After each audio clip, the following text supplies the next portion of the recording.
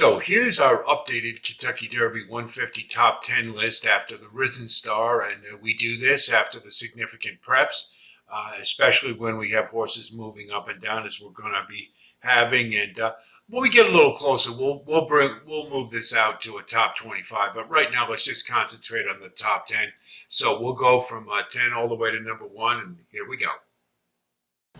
Number 10 is Just Steel.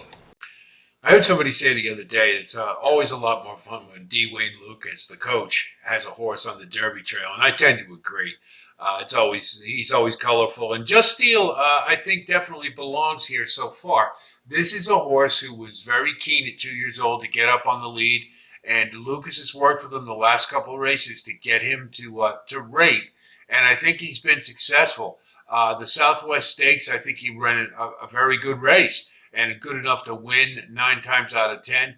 Mystic Dan saved much more ground than Just Steel did, and more importantly, he just seems to be a horse who loves the mud. Now, it remains to be seen if whether those were exactly the reasons that Just Steel didn't win the race. But this is 2 in a row, 2 seconds in a row where races he really should have won and he didn't.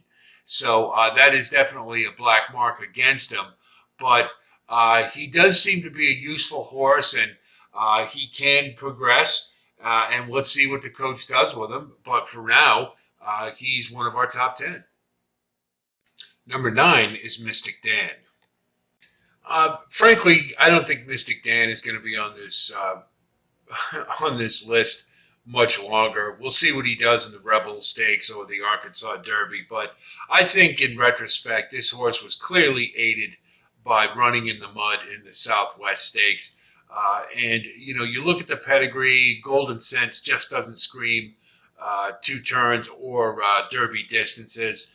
And while I think this horse has speed for sure, you consider the Smarty Jones, he really didn't do terribly much running.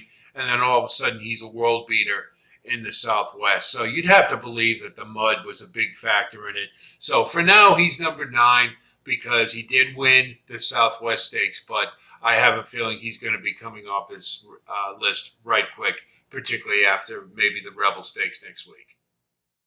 Number 8 is Catching Freedom. New shooter to the list, and he's one we've had our eye on for sure. After the Smarty Jones, we really liked him going into that race, and he didn't disappoint. Ran a good race, catching Just Steel at the wire. The big thing about it, though, was he looked awful green. He was changing leads back and forth. He was ducking in, ducking out. Showed a lot of signs of immaturity. And so we were hoping to see him build off of the Smarty Jones in the Risen Star. And I think he ran a solid race in the Risen Star. But you notice he's still got those issues. So that's a big concern as the rubber meets the road and these races get more intense. And that's really going to show up unless they can get this horse to grow up a little bit. But right now, he's a prospect. We certainly want to be keeping our eye on him, but he's got some growing up to do. Number 7 is Track Phantom. Track Phantom, ran second in the Risen Star, and so he's still at number 7. He hasn't done anything to, I think, lower where he is on the list. He ran a good race. He did exactly what he was supposed to do. And he had it all his way. It is troubling that he couldn't close the deal. But again, as we mentioned when in reviewing the Risen Star race, one question that does come up is Sierra Leone that good, or is Track Phantom not as good as we thought? I don't know. I think Sierra Leone probably is just a better horse. Bottom line to it, without him, Track Phantom wins the race pretty handily. But I thought he still didn't do anything wrong. I think he proved also with the competition getting a little better that he is competitive. And I think that the fact that he is early speed, you always have to think about him with a race. I think he's got to progress a little bit more. But again, I'm not ready to throw him out completely after the Risen Star. Let's see what he does in the Louisiana Derby at a mile and 3/16. But for now, he's a useful horse, and he's on the Louisiana circuit. He's certainly one that you have to think about. Number 6 is Timberlake. Can't can't lower Timberlake. He hasn't run yet this year. The longer it goes, though, we're gonna have to start thinking about that. It seems to be getting a little long in the tooth for Timberlake. I would have liked to have seen him run this weekend, or hopefully he'll be running in the Rebel. I haven't seen the entrance yet, but he needs to get out on the track. I'd love to see 2 Derby preps out of this one to really get a good feel for him. We know that he's was one of the better 2-year-olds, and I'm looking forward to seeing how he progresses over the winter if he's grown and matured. But he ran a solid Breeders' Cup Juvenile, had a solid 2-year-old campaign, has the pedigree, all systems are go. It's just we want to see him run, and he stays on the list for that reason until he runs and proves us otherwise. Number 5 is Fierceness. Well, it's been beaten to death about how disappointing Fierceness was in the Holy Bowl, and the big issue is, of course, does he need things to be his own way in order to be effective in a race? Obviously, he was coming off the bench, so we can kind of give him a little bit of a pass. But you would have liked to have seen a horse who was so impressive in the Breeders' Cup Juvenile run back in a field that really he towered over class-wise. So there's some major league question marks with Fierceness. I'm going to give him one more chance. But if he doesn't show anything, obviously, in the next race he runs in, whether it's the Fountain of Youth or the Florida Derby or wherever they send him, then we'll reevaluate. But for now, I think he's still a horse we have to consider, but our enthusiasm is waning, to be sure. Number 4 is the Wine Steward.